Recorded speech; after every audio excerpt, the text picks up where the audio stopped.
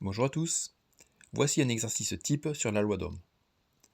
On souhaite déterminer la valeur de la résistance d'un conducteur ohmique en utilisant la loi d'Ohm. On réalise donc l'expérience suivante.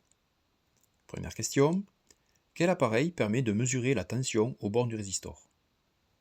L'appareil qui permet de mesurer la tension aux bornes du résistor est le voltmètre, branché en dérivation aux bornes de celui-ci.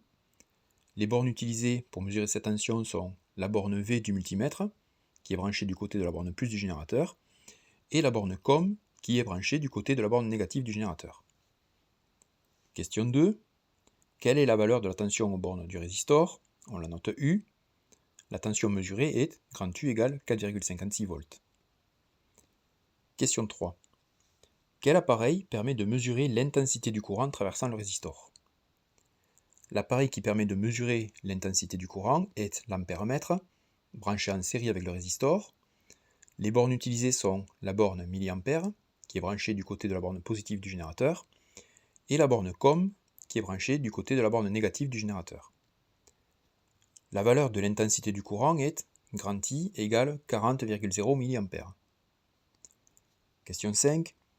En utilisant la loi d'Ohm, en déduire la valeur de la résistance grand R. La loi d'Ohm a pour expression U égale RI. Nous isolons grand R en divisant chaque membre par grand I.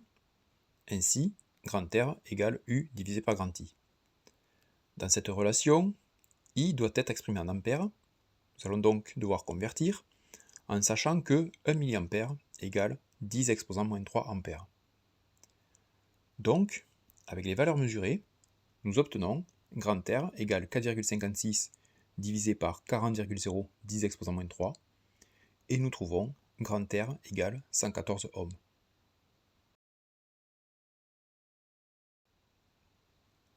N'hésite pas à poser des questions ou à laisser un commentaire. Et si tu veux recevoir les prochaines vidéos, pense à t'abonner. A bientôt!